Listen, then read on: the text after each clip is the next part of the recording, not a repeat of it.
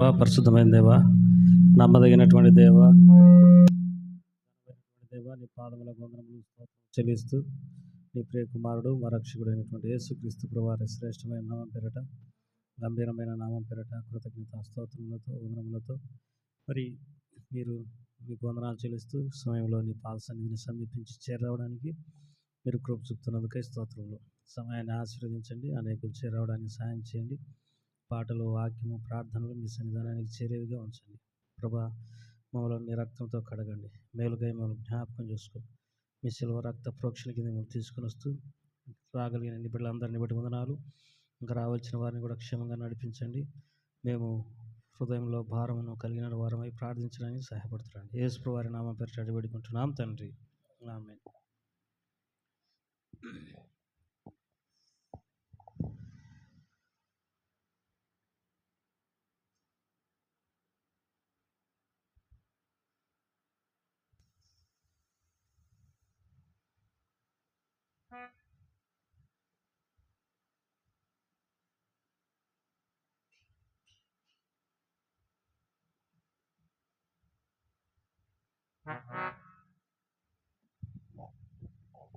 పాట సంఖ్య 12. భూమియు దాని సంపూర్ణతయు, లోకము దాని నివాసులు.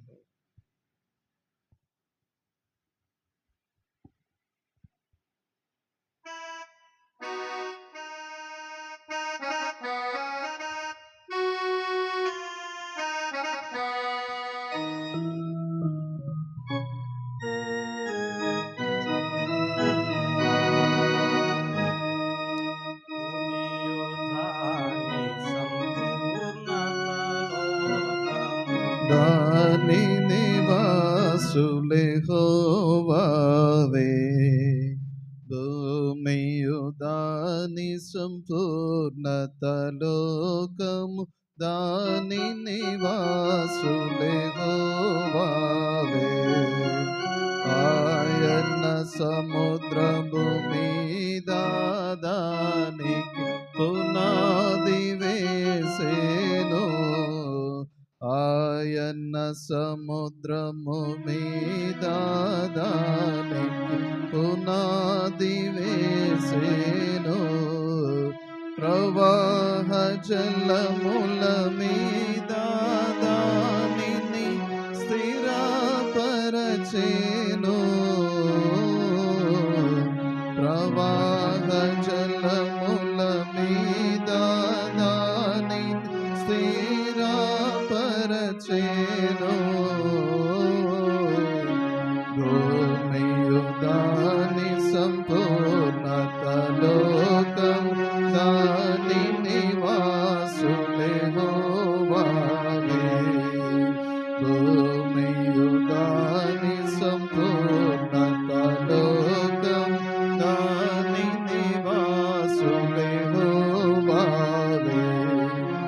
యెహోవా పర్వతమునకు దగిన వాడెవడు, యెహోవా పర్వతమునకు దగిన వాడెవడు, యెహోవా పరిశుద్ధ స్థలములలో నిలువదగిన వాడెవడు, యెహోవా పరిశుద్ధ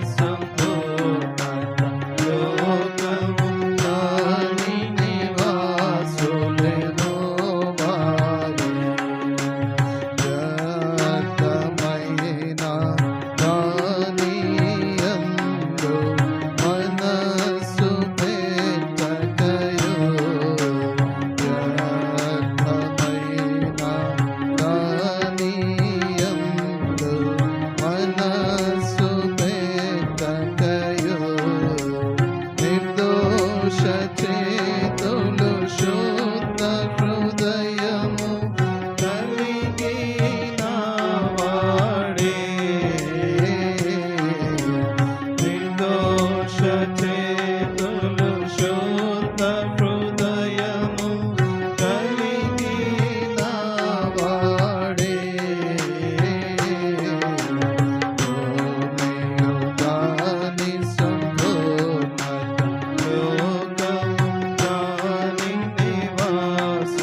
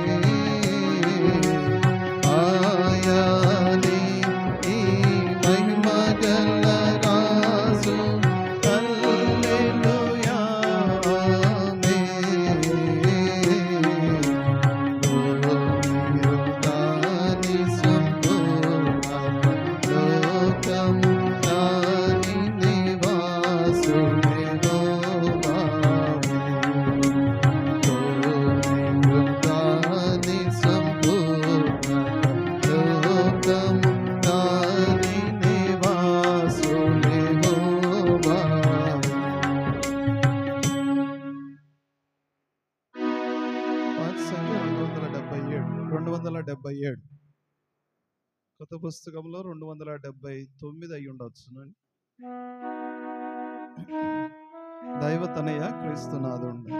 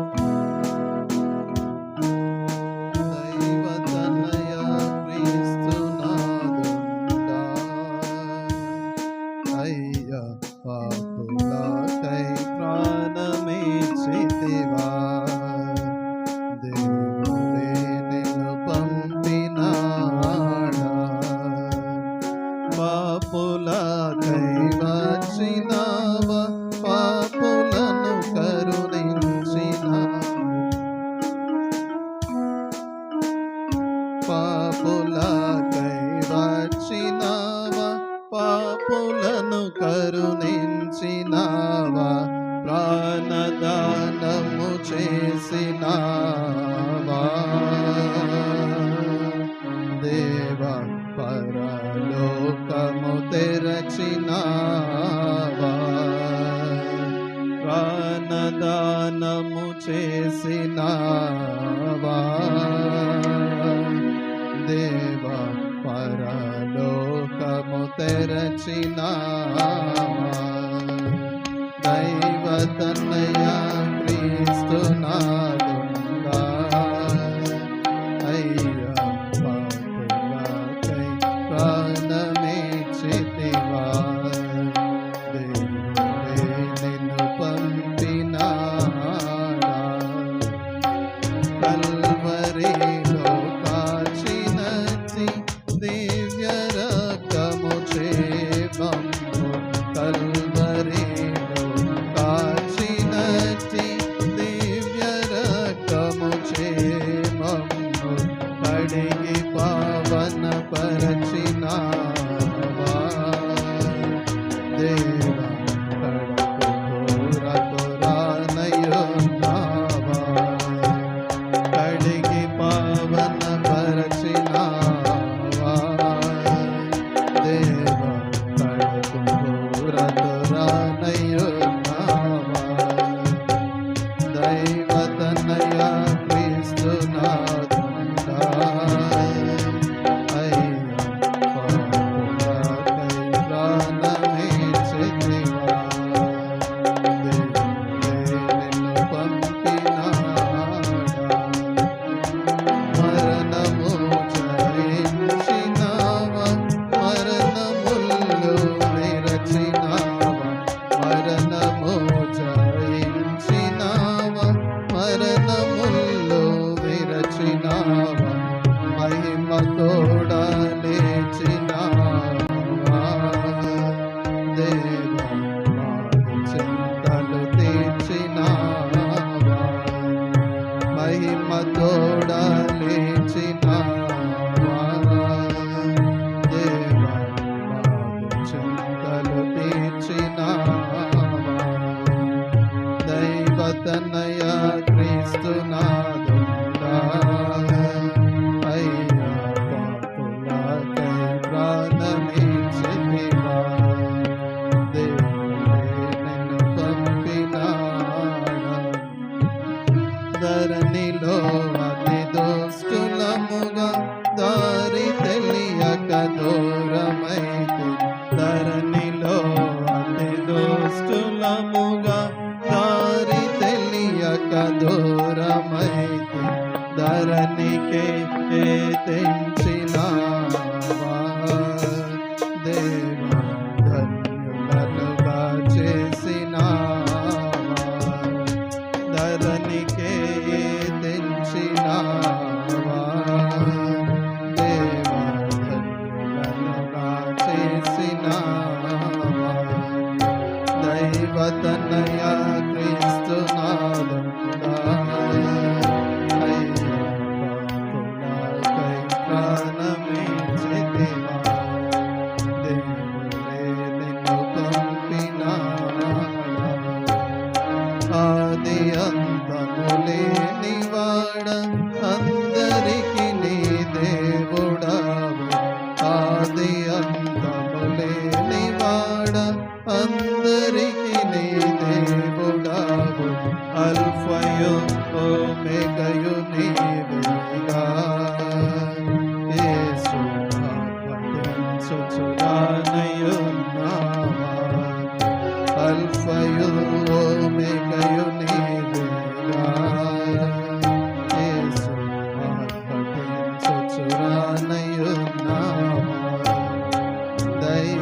నన్నయ క్రీస్తు నాదుడా పాపులకై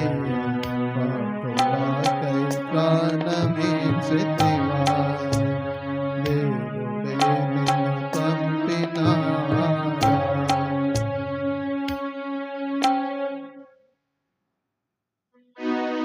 పాట సంఖ్య 569 నీ పాద సన్నిధికి కృపామయ యేసయ్య. 569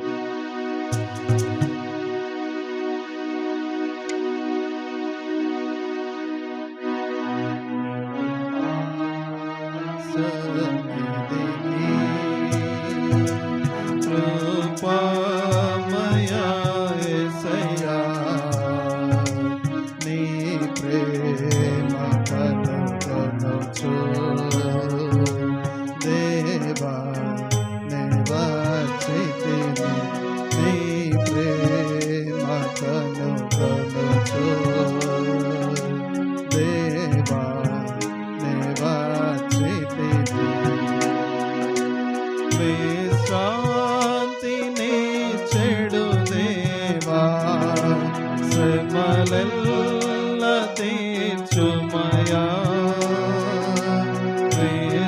విశ్రాంతిని చెడు దేవా శ్రమలెల్ల తీర్చుమయా సిలువాయే నా ఆశ్రయము హాయిగా నా చటోన్నతము సిలువాయే నా ఆశ్రయము హాయిగా నా చటోన్నతము నీ పాద సన్నిధికి కృపామయ యేసయ్య నీ ప్రేమ కనుగొనుచు దేవా నే వచ్చితిని నీ ప్రేమ కనుగొనుచు దేవా నే వచ్చితిని ప్రార్థించమంటివి ప్రభువా సంకట సమయములో ప్రార్థించమంటివి ప్రభువా సంకట సమయములో దయ చూపి నన్ను కరుణించి ప్రేమతో ఆదరించుమయా దయ చూపి నన్ను కరుణించి ప్రేమతో ఆదరించుమయా నీ పాద సన్నిధికి కృపామయ యేసయ్య నీ ప్రేమ కనుగొనుచు దేవా నే వచ్చితిని నీ ప్రేమ కనుగొనుచు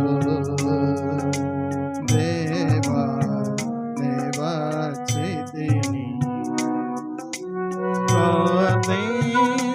ప్రార్థించుమంటివి ప్రభువా సంకట సమయములో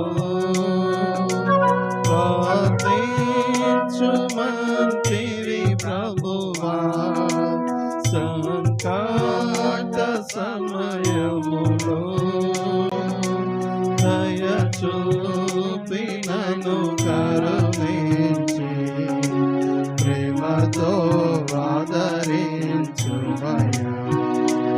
దయ చూపి నన్ను కరుణించి ప్రేమతో ఆదరించుమయా నీ పాద సన్నిధికి కృపామయ యేసయ్య నీ ప్రేమ కనుగొనుచు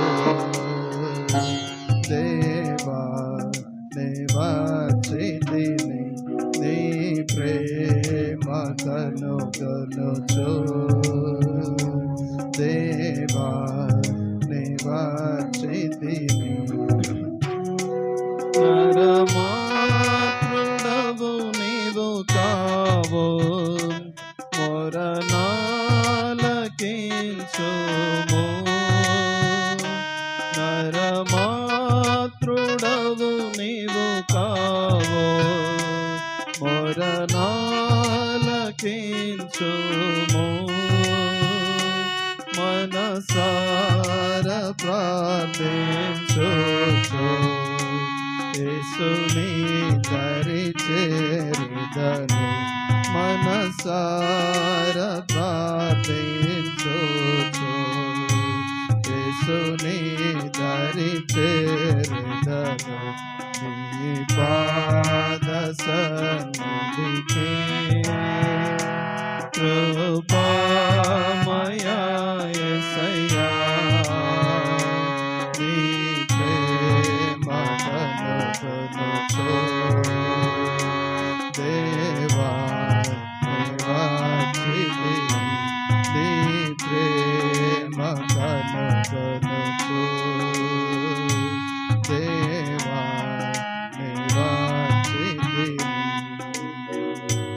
నన్ను చేయి విడువకు నాదా నిందలెన్నో పొందినను నన్ను చేయి విడువకు నాదా నిందలెన్నో పొందినను నీకై సహించెదనంతా నీ బలము నాకిమ్ము నీకై సహించెదనంతా నీ బలము నాకిమ్ము నీ పాద సన్నిధికి కృపామయా యేసయ్యా నీ ప్రేమ కనుగొనుచు దేవా నివాచితిని నీ ప్రేమ కనుగొనుచు దేవా నివాచితిని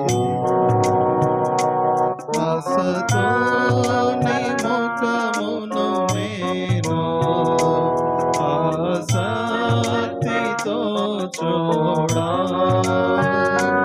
ఆశతోని ముఖమును నేను ఆసక్తితో చూడా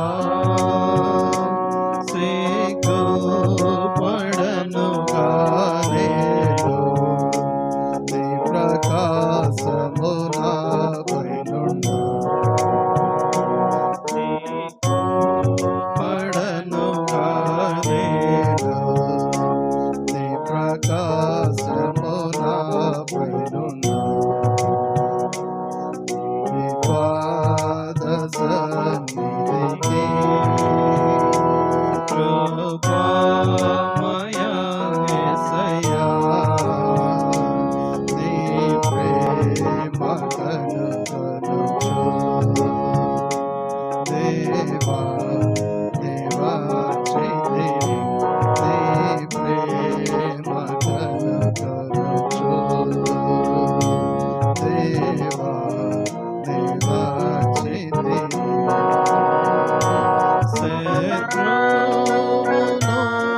శత్రువునోడించుటకు నీ శక్తిని చూపు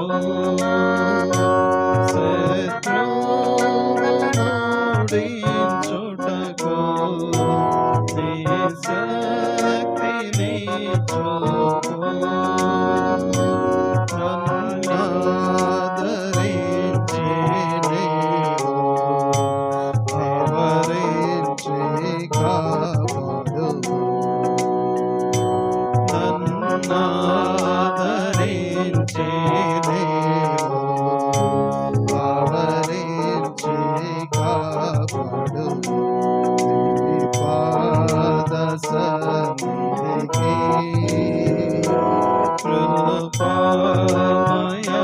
యేసయ్యా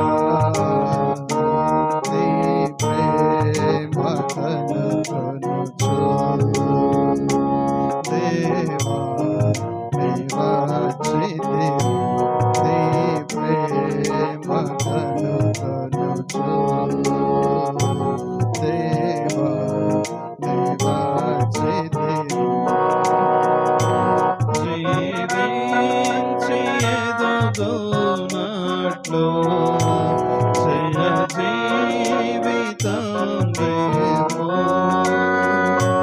జీవించి ఎదుగునట్లు జయ జీవితం మేము ఫలించి వర్ధిల్లుటకై ప్రభువా నీ కృపణీయము ఫలించి వర్ధిల్లుటకై ప్రభువా నీ కృపణీయము నీ పాద సన్నిధికి కృపామయా యేసయ్యా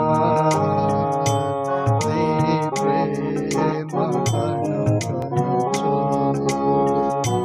దేవా నీవచ్చితివి నీ ప్రేమ కనుగొనుచు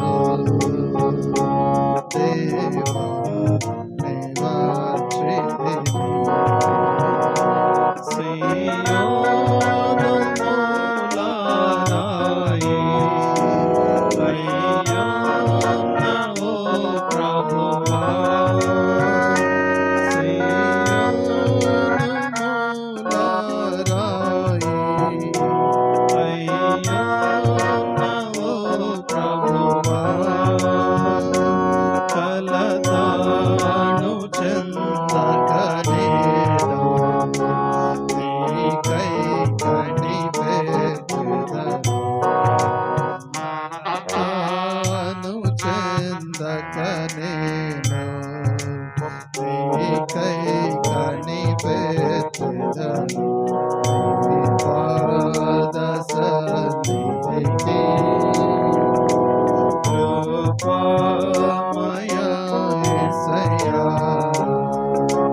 నీ ప్రేమ కనుగొనుచు దేవా నీవచ్చితివి నీ ప్రేమ కనుగొనుచు దేవా నీవచ్చితివి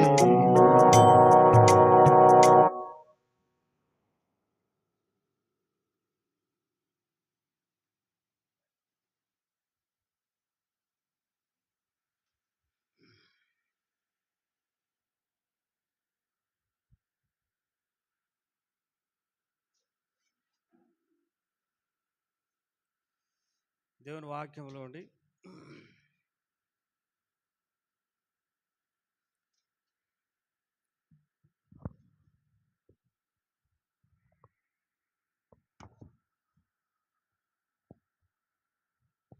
దేవుని వాక్యంలోని చిన్న వాక్య భాగాన్ని ప్రార్థన కొరకై చదువు.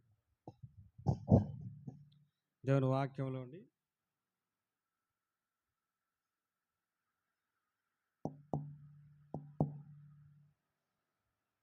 మొదటి రాజుల గ్రంథం, దేవుని వాక్యంలోని మొదటి రాజుల గ్రంథం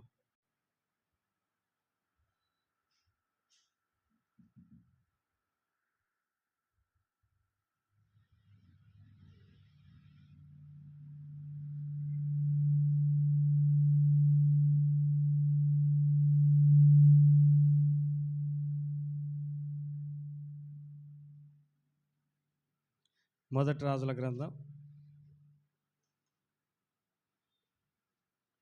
17వ అధ్యాయం. మొదటి రాజుల గ్రంథం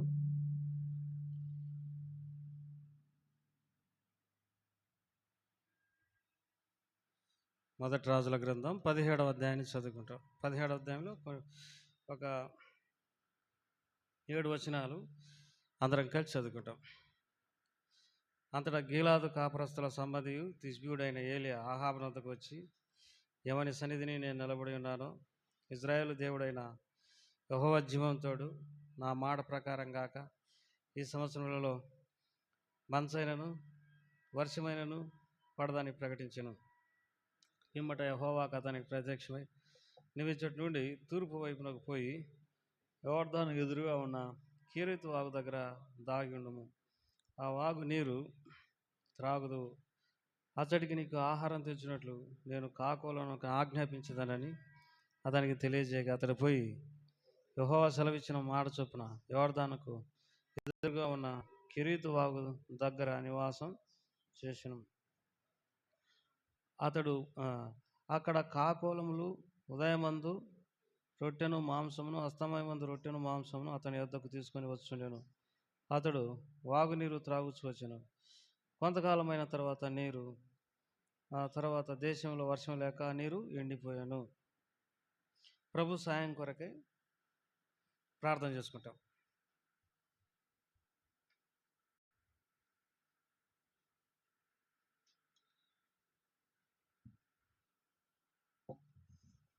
ప్రేమగల తండ్రి, దయగల ప్రభు, వందనాలు, స్తోత్రములు. సమయంలో స్తుతిస్తూ ఆరాధిస్తుంటున్నాం.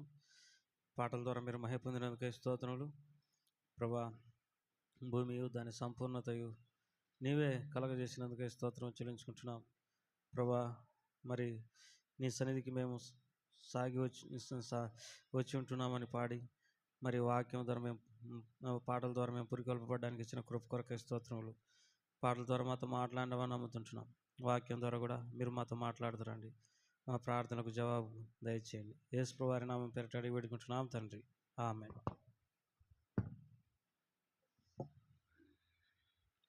చదువుకున్న ఈ వాక్య భాగాన్ని ప్రభువారు మన కొరకై దీవించి ఆశీర్వదించునుగాక. మొదటి రాజుల గ్రంథం 17వ అధ్యాయంలో ఇక్కడ ఒక ఆయన ఉన్నాడు. ఆయన పేరు ఏలియా. ఏలియా అంటే అర్థం ఏంటంటే యెహోవాయే దేవుడు, యెహోవాయే దేవుడు అని అర్థం. మరి మంచి పేరు పెట్టుకున్నాడు. అయితే ఇక్కడ దేవుడు మరి ఒక మాట చెప్పినాడు ఏలియాతో. ఏమని చెప్పినాడంటే,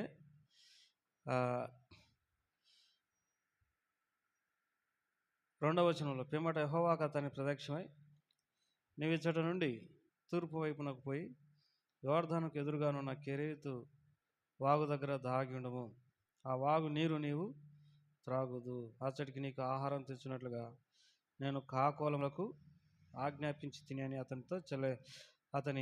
అతనికి తెలియజేయగా. ఇక్కడ దేవుని వాక్యంలో ఒక మాట ఉంది. ఇది చెడు కాలం గనక బుద్ధిమంతులు ఎట్లుంటారంట, మౌనంగా ఉంటారని దేవుని వాక్యంలో ఉంది. ఆ మాట దానియేలు గ్రంథంలో అనుకుంటా. చదువుకుందాం. దానియేలు గ్రంథం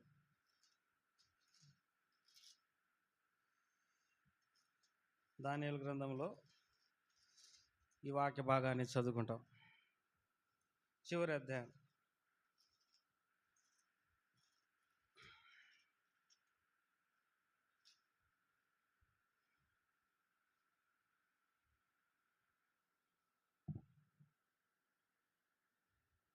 అనా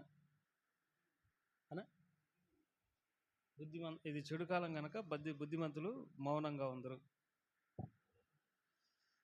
లేకపోతే దానియేలు గ్రంథం 12వ అధ్యాయంలో ఒక వాక్య భాగాన్ని చదువుకుంటాం. 12వ అధ్యాయంలో 10వ వచనం, అనేకులు తమను శుద్ధిపరచుకొని ప్రకాశమానులను నిర్మలను అగుదురు. దుష్టులు దుష్టకార్యములు చేదురు కనుక ఏ దుష్టుడును ఈ సంగతులు గ్రహింపలేకపోవును, కానీ బుద్ధిమంతులు గ్రహించెదరు. కాబట్టి కొంచెం చెడు కాలం అప్పుడు బుద్ధిమంతులు మౌనంగా ఉంటారని దేవుని వాక్యంలో రాయబడి ఉంది. ఈ వాక్యము నాకు గుర్తు రావటం లేదు. సరే, ఇక్కడ మనం చదువుకున్నటువంటి ఈ 2వ రాజుల గ్రంథం 17వ అధ్యాయంలో చెడు కాలం ఎట్లా మనం ఈ కాలాన్ని మనం చెడు కాలం అని అంటామండి అంటే, ఆహాబు రాజు తర్వాత అతని భార్య పేరు యెజబెలు. మరి ఈ యెజబేలు అనేట ఆమె అన్యురాలు, ఆమె సీదోనీయురాలు. ఆహాబు ఇజ్రాయేలీయుడు. ఆమె బయలుదేవతను, అష్టాదేవిని పూజించేటటువంటి వ్యక్తి. ఇజ్రాయేలీయుడైనటువంటి ఈ ఆహాబు ఆమెను వివాహం చేసుకోకుండా ఉండాల్సింది.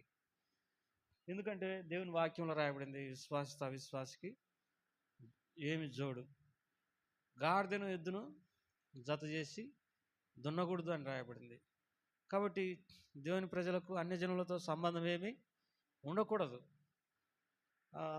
అయితే ఈ ఆహాబు రాజు కొంత ఆలోచన లేనటువంటి వ్యక్తిగా అన్య స్త్రీని పెళ్లి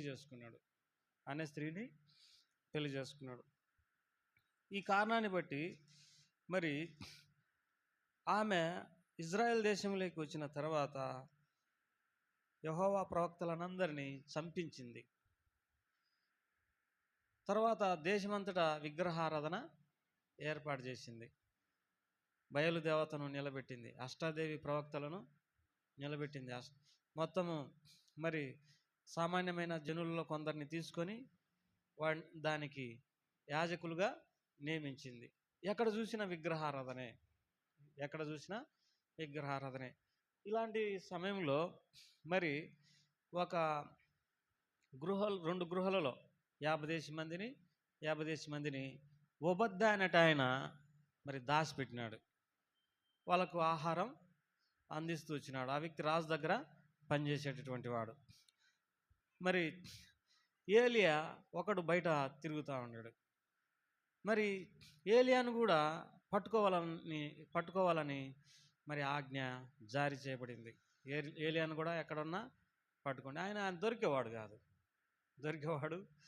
కాడు. ఓబద్య అన్నాడు, నేను ఈడు ఉండనని రాజుకు చెప్పమంటే నువ్వు ఈడుంటావు, ఇంకొక సమయానికి ఎక్కడుంటావు తెలియదు, రాజు నన్ను శిక్ష పెడతాడు అని అన్నాడు. లేదు, రాజుని నేను ఈరోజు దర్శించాలని అంటాడు. ఆయన ఎక్కడుంటాడో పట్టకాలని అందరూ ప్రయత్నం చేస్తూ ఉన్నప్పటికీ మరి పట్టకలేకపోయినాడు.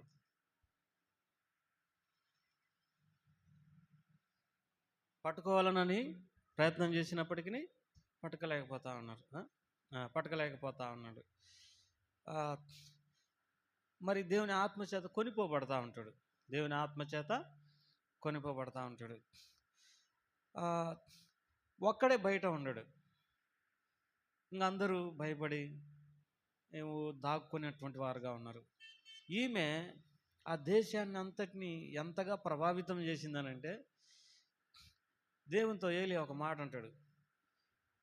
మరి అందరూ బయలుకు నమస్కారం చేస్తూ ఉంటే నేను ఒక్కడిని రోషం కలిగి ఉంటే నన్ను చంపడానికి కూడా వారు ప్రయత్నం చేస్తూ ఉన్నారు అన్నప్పుడు దేవుడు ఒక మాట అన్నాడు, బయలుకు మోకాలునని 7,000 మందిని నేను శేషముగా ఉంచుకున్నాను, నువ్వు ఒక్కడిని వెనకాకు 7,000 మంది ఇంకా దానికి మోకాళ్ళు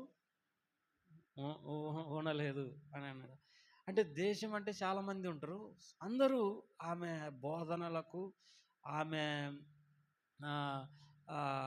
ఆమె యొక్క ఉద్దేశానికి అందరూ లోబడిపోయినారు. ఇదంతా మరి ఆలోచించాల్సినటువంటి విషయము. చూడండి, ఒక స్త్రీ తాను చేసినటువంటి బోధనలు, తను చేసినటువంటి ఆలోచనలకు అందరూ దేశంలో వాళ్ళందరూ ఒక 7,000 మంది తప్పనిచ్చి అందరూ ఆమె బోధనలకు, ఆమె మాటలకు ప్రభావితమైనరు. మరి మనుషులలో అలాంటి ప్రభావితం చేసే శక్తి కూడా ఉంటుందని మనం ఎరగాల్సినటువంటి వారమై ఉంటున్నాం. ఈ సంగతి మనం అపోస్తలుల కార్యములో చూస్తాం. అపోస్తలుల కార్యములు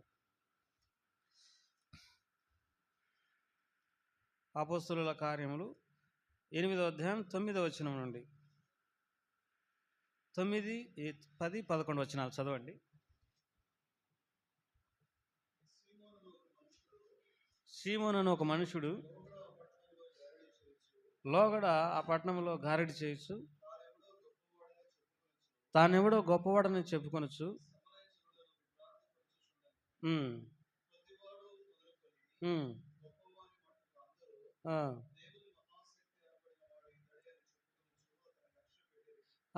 కొద్దివాడు మొదలుకొని గొప్పవాని మటుకు అందరూ దేవుని మహాశక్తి అనబడిన వాడు ఇతడే అని చెప్పుకొనిది.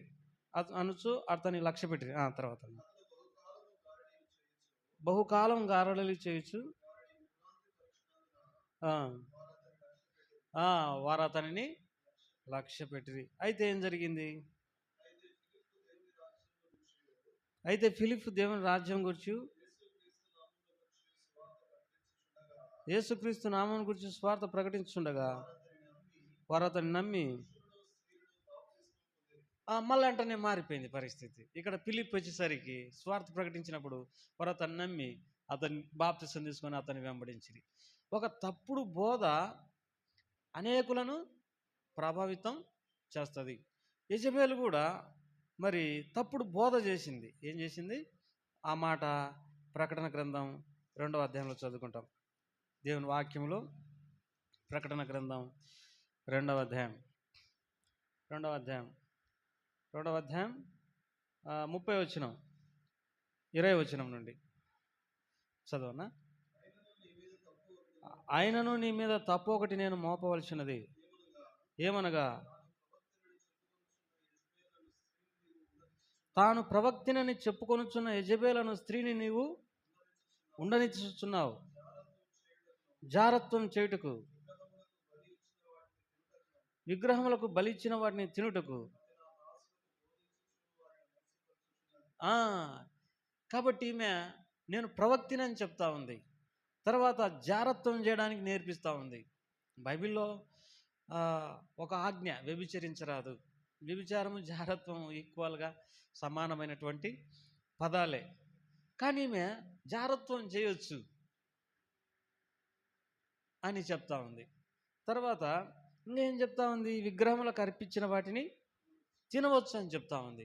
బైబిల్లో విగ్రహారాధన చేయకూడదని దేవుని వాక్యంలో రాయబడింది. లోకమందు విగ్రహం వట్టిది, దేవుడు ఒక్కడే, మరి మనకు ప్రభు ఒక్కడే, ఆయన నుండి మనం కలిగినామని కొరింథీయులకు రాసిన పత్రికలో మనం చదువుకుంటాం.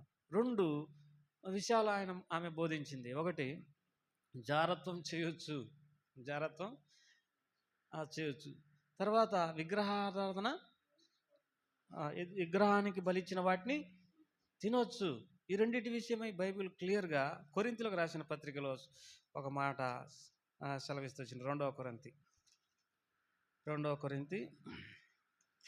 ఈ కొరింథీయులు విగ్రహారాధన చేసేటటువంటి వారు పౌలును కొన్ని ప్రశ్నలు అడిగిండ్రు. మేము విగ్రహాలకు బలిచ్చిన వాటిని తినొచ్చా అని.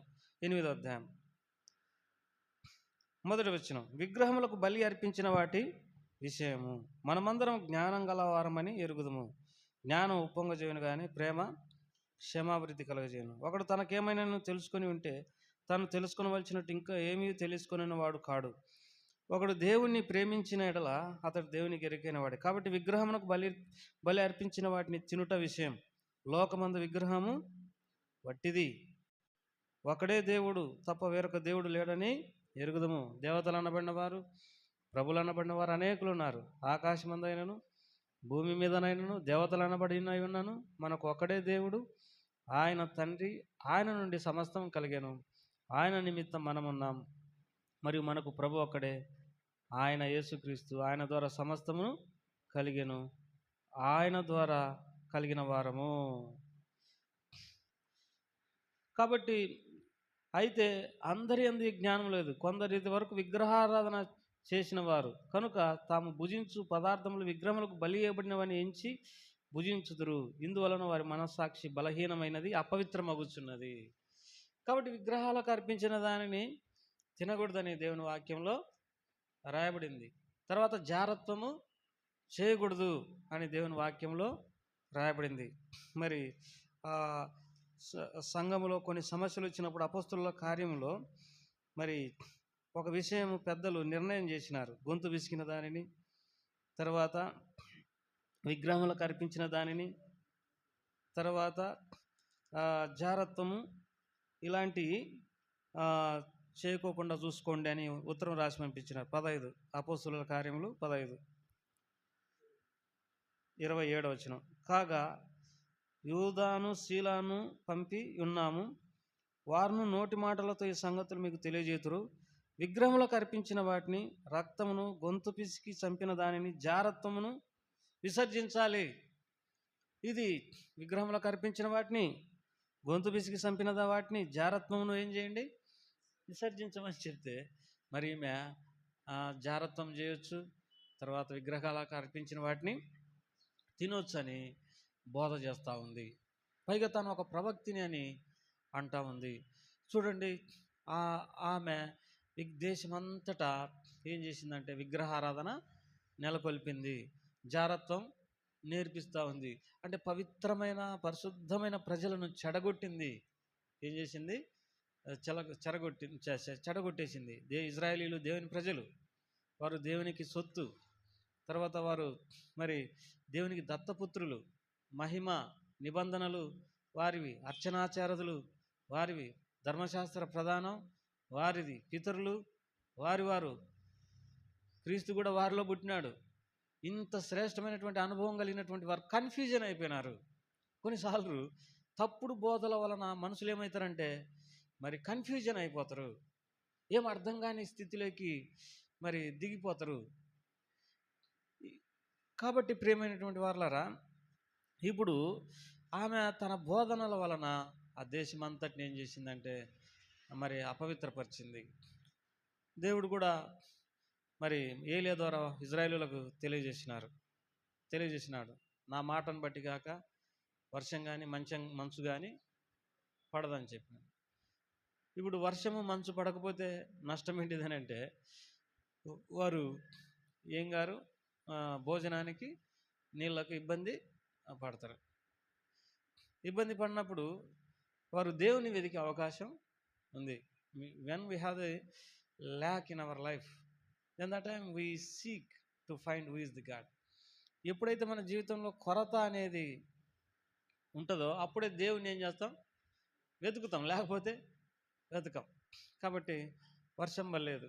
అయితే దేవుడు కూడా ఏలియాతో చెప్పినాడు, నువ్వు పోయి కెరీతు వాగు దగ్గర ఉండు, నేను అక్కడికి కాకోలంతో నీకు ఆహారమును పంపించదనని అని చెప్పినాడు. ప్రియమైనటువంటి వారలారా, బైబిల్లో మానవాతీతమైన కార్యాలు జరిగినాయి. ఏంటి అంటే కాకులు వాస్తవంగా రెట్టన్న మాంసం అన్న వాటికి ఎంతో ఇష్టం. మాంసం అంటే కాకులు వచ్చి వాళ్ళు తింటాయి, రొట్టెలన్నా చిన్నపిల్లల దగ్గర రొట్టెలు తీసుకొని పోతాయి. కానీ వాటి స్వభావానికి విరుద్ధంగా అవి ఈయనకు తెచ్చి ఇస్తూ ఉంటున్నాయి. ఎట్లా జరిగిందంటే ఆయన కాకోలానికి ఆజ్ఞాపించినాడని రాయబడింది. ప్రభువారు ఆజ్ఞాపించినప్పుడు ఏం జరుగుతుందని అంటే మరి మానవాతీతమైనటువంటి రీతిలో దైవ కార్యాలు జరుగుతాయి. మానవాతీతమైన రీతిలో దేవుని కార్యాలు జరుగుతాయి. అక్కడ ఎన్ని సంవత్సరాలు ఉన్నాడు ఆయన? నాకు తెలిసినంత వరకు 3.5 సంవత్సరాలు. దేవుని వాక్యంలో ఉంది కదా, ఎక్కడుంది? యాకోబు రాసిన పత్రికలో ఎన్ని సంవత్సరాలు? 3.5 సంవత్సరాలు. ఆ మాట చదువుకుంటాం. యాకోబు రాసిన పత్రిక చివరి అధ్యాయం 5వ వచనం, లేకుంటే 17వ వచనం. ఏలియా మన వంటి స్వభావం గల మనుషుడే, వర్షింపకున్నట్లు అతడు ఆసక్తితో ప్రార్థన చేయగా 3.5 సంవత్సరముల వరకు భూమి మీద వర్షింపలేదు. ఎన్ని సంవత్సరాలు లేదు వర్షం? 3.5 సంవత్సరాలు వర్షం లేదు. దేవుడు ఈ 3.5 సంవత్సరాలు మరి ఏలియాను కాకోలం ద్వారా పోషించినాడు.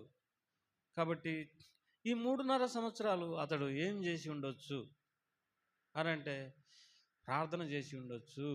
ఏం చేసి ఉండొచ్చు? ప్రార్థన చేసి ఉండొచ్చు. ఇంకా అతనికి వాక్యం చెప్పే పని కూడా ఏమీ లేదు.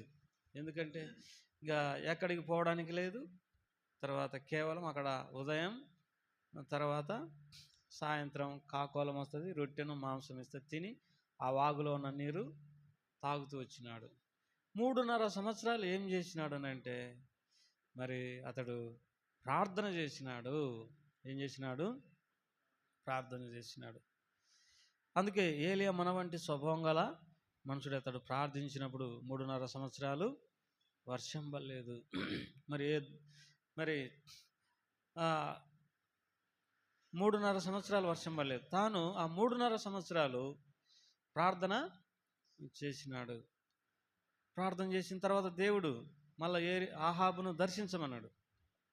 ఆహాబును దర్శించినప్పుడు ఎందాక మీరు ఆహాబును దర్శించి మరి కర్మేలు కొండ దగ్గరికి అష్టాదేవి ప్రవక్తలను, బయలుదేవి ప్రవక్తలను సమకూర్చమన్నప్పుడు మరి వారితో ఒక మాట అంటాడు. ఏమంటాడంటే, మరి ఎందాక 2 తలంపుల మధ్య మీరు తడబడుదురు, యెహోవా దేవుడైతే యెహోవాను సేవించండి, బయలు దేవుడైతే బయలును సేవించండి అని చెప్పి ఒక ఎద్దు తీసుకుందాం, మరి దాన్ని వధిద్దాం, దాన్ని కట్టెల మీద పెడదాం, ఏ దేవుడైతే అగ్ని రూపకంగా వచ్చి దాన్ని దహిస్తాడో ఆ దేవుడే నిజమైన దేవుడని తేల్చుకుందాం అని అన్నాడు. దానికి వారు కూడా ఒప్పుకున్నారు.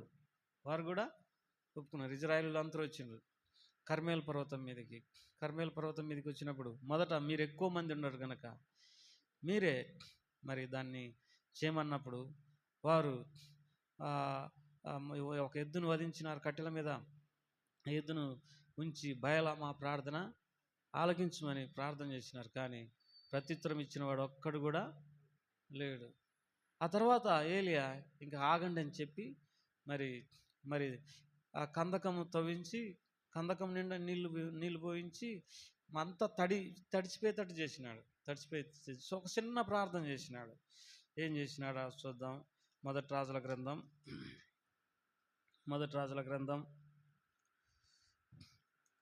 18వ అధ్యాయం.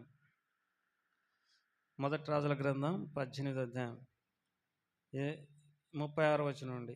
అస్తమయ నైవేద్యం అర్పించు సమయమున ప్రవక్త ఏలియా దగ్గరికి వచ్చి ఇలాగూ ప్రార్థన చేసెను. యెహోవా, అబ్రహాము, ఇస్సాకు, ఇజ్రాయేలుల దేవా, ఇజ్రాయేలుల మధ్య నీవు దేవుడవైనావనివు, నేను నీ సేవకుడనైనాననివు, ఈ కార్యంలో నీవు నీ సెలవు చేత చేసిన నీవు ఈ దినమున కనపరచును. యెహోవా, నా ప్రార్థన ఆలకించును. యెహోవైన నీవే దేవుడవై ఉన్నావు. నీవు వారి హృదయంలో నీ తట్టుకు తిరగజేయుదువనివు ఈ జనులకు తెలియనట్లుగా నా ప్రార్థన అంగీకరించును. అతడు ఇలాగున ప్రార్థన చేస్తుండగా యెహోవా అగ్ని దిగి దహనబలి పశువులను, కట్టెలను, రాళ్లను, బుగ్గిని దహించి కందకమందున్న నీళ్లను ఆరిపోజేసెను. అంతటా జనులందరూ దాన్ని చూసి సాగిలపడి యెహోవాయే దేవుడని కేకలు వేసిరి. కాబట్టి దేవునికి ప్రార్థన చేసినప్పుడు దేవుడు మరి ఆకాశం నుండి అగ్ని పంపి ఆ బలిపీఠం మీద ఉన్నటువంటి మాంసమును కాల్చివేసినాడు. దేవుడు మరి జవాబు ఇచ్చినాడు. ప్రియమైనటువంటి వారులారా, what the reason that he received the answer from God? Because he waiting 3.5 years in the prayer. ఎందుకు ఏలియా జవాబు పొందినాడు అనంటే, మరి ప్రార్థనకు జవాబు పొందినాడు అనంటే 3.5 సంవత్సరాలు ప్రార్థనలో కనిపెడుతూ వచ్చినాడు. అంటే నాకు అర్థమైంది ఏంటంటే, without prayer it is impossible to do anything. What the reason that we have much failures in our life? అంటే ఎందుకు మనం అనేక ఓటమిలు చూస్తుంటున్నాం జీవితంలో అంటే ప్రార్థన లేకపోవడం ద్వారా మనకు ప్రార్థన అవసరత లేకుండా మనం జీవించే అవకాశం ఉంది. ఎప్పుడైతే మనకు శ్రమలు ఉండవో, ఎప్పుడైతే మనకు కష్టములు ఉండవో, ఎప్పుడైతే మనకు బాధ్యత ఉండదో, లేకపోతే ఎప్పుడైతే మనకు భారం ఉండదో, అప్పుడు మనం ఏం చేస్తామంటే ప్రార్థన చేయం.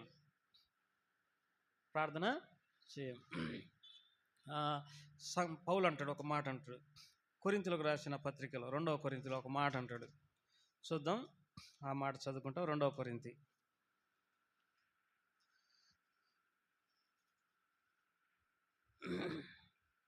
11వ అధ్యాయం. 2వ కొరింథీ 11వ అధ్యాయం. 2వ కొరింథీ 11వ అధ్యాయం 33 నుండి చదవండి. 23 నుండి.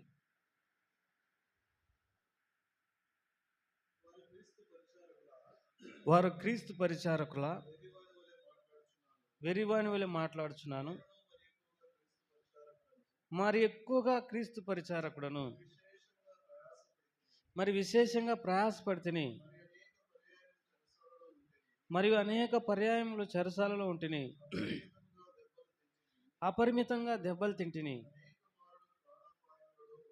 అనేక మారులు ప్రాణాపాయములలో ఉంటిని. యూదుల చేత 5 మార్లు ఒకటి తక్కువ 40 దెబ్బలు తింటిని, ముమ్మారు బెత్తములతో కొట్టబడితిని, ఒకసారి రాళ్లతో కొట్టబడితిని, ఒకసారి ఓడ పగిలి శ్రమ పడితిని, ఒక రాత్రింబగళ్ళు సముద్రంలో గడిపితిని, అనేక పర్యాయములు ప్రయాసములోను, నదుల వదలైన ఆపదలలోను, దొంగల వలనైన ఆపదలలోను, నా స్వజనుల వలనైన ఆపదలలోను, అన్యజనుల వలనైన ఆపదలలోను, పట్టణంలో ఆపదలలోను, అరణ్యములో ఆపదలలోను, సముద్రంలో ఆపదలలోను, కపట సహోదరుల వలన ఆపదలలో ఉంటిని. ప్రయాసంతోనూ కష్టముతోనూ, తరచుగా జాగరణములతోనూ, ఆకలి దప్పులతోనూ, తరచుగా ఉపవాసములతోనూ, చలితోనూ దిగంబరత్వంతోనూ ఉంటిని. ఇంకను చెప్పవలసిన అనేకములు ఉన్నవి.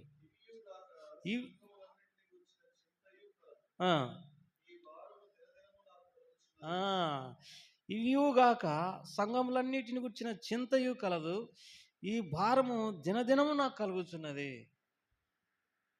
పౌలు మరి ఎక్కువ చదువుకున్నాడని దేవుని వాక్యంలో అగ్రిపరాజ అంటాడు, పౌల అతి విద్య వలన నీకు వెర్రి పుట్టినది అని అన్నాడు. ఎక్కువ చదువుకున్నటువంటి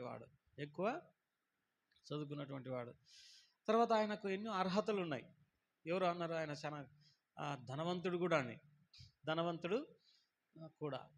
అయితే ఎప్పుడైతే యేసుక్రీస్తు ప్రభువారు తనను దర్శించినాడో, ఎప్పుడైతే యేసుక్రీస్తు ప్రభువారిని దమస్కు మార్గంలో చూసినాడో, ఆ వెలుగు ఆయనతో మాట్లాడడము, ఆయన వైఖరి పూర్తిగా మారిపోయింది. ఇంతకుముందు గర్విష్ఠుడు అయి ఉన్నాడు. తర్వాత సంఘాన్ని హింస పెట్టేటటువంటి వాడు, తర్వాత అతిశయ పడేటటువంటి వాడు, తర్వాత పాపి అయిండి కూడా బాగుండానని అనుకున్నాడు.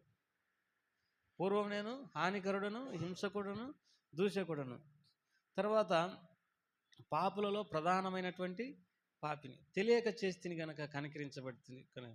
అన్ని రీతులుగా చెడిపోయినటువంటి వ్యక్తి, whenever encountered by God, by our Lord Jesus Christ, then everything changed in his life. ఎప్పుడైతే దేవుని చేత దర్శించబడుతూ వచ్చినాడో, అప్పుడు తన జీవితంలో మొత్తం మారిపోయింది. సెల్ఫిష్నెస్, తర్వాత proud, everything go away from him. గర్వం అనేది, తర్వాత స్వార్థం అనేది తన జీవితంలో ఉండి వెళ్ళిపోయింది. తర్వాత యూదా మతస్థుని అన్న అతిశయం కూడా లేదు. He proud himself about his religion. ఆయన తన మతాన్ని గురించి ఎంతో అతిశయపడేటటువంటి వాడు. He have the much knowledge in the law of Moses ధర్మశాస్త్రం విషయమై తాను ఎంతో జ్ఞానం కలిగినటువంటి వాడు. సెల్ఫ్ రైచియస్ పర్సన్, స్వనీతిపరుడు. కానీ యేసు ప్రభువారు ఎప్పుడైతే దర్శించినాడో, తాను పాపిని అని గ్రహించినాడు. తనలో ఉన్న స్వార్థం వెళ్ళిపోయింది. ధర్మశాస్త్రం విషయమైనటువంటి అతిశయం తొలగిపోయింది. యూదా మతస్థుని అనేటటువంటి అతిశయం తొలగిపోయింది. తర్వాత మరి దేవుని తెలుసుకున్న తర్వాత అన్ని విషయాలలో మార్పిడి తనను తాను కలిగినటువంటి వాడుగా వచ్చినాడు. అన్ని విషయాలలో తనలో ఏముంది? మార్పు ఉంది. అందుకే ఒక మాట అన్నాడు, క్రీస్తు యేసుకు కలిగిన ఈ మనసు మీరును కలిగి ఉండండి అంటూ ఒక మాట అన్నాడు. ఇంకేమన్నాడంటే, మరి దేవునితో కూడా సమానంగా ఉండుట విడిచిపెట్టకూడని భాగ్యమని అనుకొనక, మా మనసులో పోలికగా పుట్టి దాసుని స్వరూపాన్ని ధరించుకొని రిక్తునిగా చేసుకొని ఆకారమందు మనుషునిగా కనబడి శిలువ మరణం పొందినంతగా తను ఏం చేసుకున్నాడంట?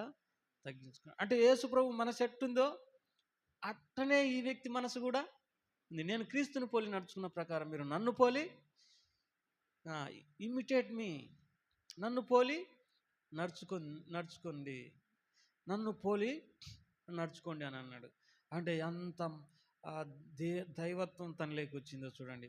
క్రీస్తు కొరకై ఎన్నో బాధలు అనుభవిస్తూ చివరికి ఆయన అన్న మాట ఏంటంటే, ఇవి కాక సంఘములన్నిటిని గుర్చిన చింత నాకు కలదు, ఇది దినదినము నాకు అధికమవుతున్నది. ఈరోజు నేను భక్ష్యం గారి పుస్తకం చదువుతా ఉన్నప్పుడు, దేవుని నివాస మందిరం అనే పుస్తకం చదువుతున్నప్పుడు, దేవుడు పౌలుకు ఏం చేసిండంట, పౌలుకు ఇతర అపొస్తలులకు అందరికంటే ఎక్కువ పౌలుకు సంఘ ప్రత్యక్షతను అనుగ్రహించినాడు. ఏమనుగ్రహించినాడు? ఎక్కువగా అతనికి సంఘ ప్రత్యక్షత ఉంది. whenever we have the much burden about the God's people, about the God's church, then that time he revealed himself, what is the importance of the patron of the church of the God. దేవుని విషయమైనటువంటి భారం మనం కలిగి ఉండే కొద్దీ దేవుడు తన మందిరాన్ని గుర్చినటువంటి ప్రత్యక్షత తను ఏం చేసుకుంటాడు? వెనెవర్ అంటే ఈ పోరాటాల గుండా పోతున్నప్పుడు దేవుడు ఏం చేస్తాడంటే తాను బయలుపరుచుకుంటాడు. తనకి ఎన్నో శ్రమలు వచ్చినాయి. వాస్తవంగా తాను సుఖంగా బతకొచ్చు. ఒకసారి కోపం వచ్చి మాట్లాడిండు కొరింథీ సంఘంతో. ఏమన్నాడంటే, పౌలు పేతురు వలె మిగతా సహోదరులు నేనేమి లగ్జరియస్గా బతకలేకనా, సొంత చేతులతో కష్టపడి బతికినాను, నాకేమి అంటే ఇవన్నీ అర్థమైందనంటే దేవుని కొరకై కొంత క్రయాన్ని చెల్లించినాడు. చెల్లించడం ద్వారా తనకు సంఘ ప్రత్యక్షత కలిగినది. కాబట్టి మనకు భారము అనేది మరి ఎంతో అవసరము అనేది మరి మనం ఎరగాల్సినటువంటి వారమై ఉంటున్నాం. ఎప్పుడైతే భారం కలిగి ఉంటామో అందరి కొరకు ఏం చేస్తాం? ప్రార్థన చేస్తాం. అందరూ ఏమైనారు, ఎట్లా ఉన్నారు, ఫలాని కుటుంబం ఎట్లుంది, ఫలాని వ్యక్తి ఎట్లా ఉన్నాడు, ఫలాని వారు ఎట్లా ఉన్నారు, వారు దేవునిలో స్థిరపడుతున్నారా లేదా, లేకపోతే ఏమైనా మరి తప్పిపోతున్నారా. అందుకొరకే కదా దేవుడు మనల్ని ఏం చేసినాడు, మరి ఏర్పరచుకున్నాడు. దేని కొరకంటే అందరి కొరకు ప్రార్థన చేయడానికి. ఎబ్రీలకు రాసిన పత్రిక 7వ అధ్యాయంలో ఒక మాట చదువుకొని ప్రార్థన చేసుకుంటాం. ఎబ్రీలకు రాసిన పత్రిక 7వ అధ్యాయం 25వ వచనం. ఈయన తన ద్వారా దేవుని వద్దకు వచ్చు వారి పక్షమున విజ్ఞాపన చేయుటకు నిరంతరం జీవించున్నాడు కనుక వారిని సంపూర్ణంగా రక్షించుటకు శక్తిమంతుడై ఉన్నాడు. దేవుని ప్రజలారా, మనం దేవుని యొద్దకు వచ్చు వారి పక్షంగా విజ్ఞాపన చేయడానికి ఉన్నాం. ప్రభా, వాళ్ళు తప్పిపోతారేమో, వారు ఏ సాతాను శక్తుల చేత ఆటంకపరచబడతారేమో. నేను ఇవన్నీ చెప్పక మునుపు ఒక మాట చెప్పేసి ముగించేస్తా. ఎందుకు దేవుడు మరి భక్ష్యం గారికి అంత మరి ఆశీర్వాదం ఇచ్చినాడని అంటే, మరి ఆయనకు దేవుడు సేవకు పిలిచినప్పుడు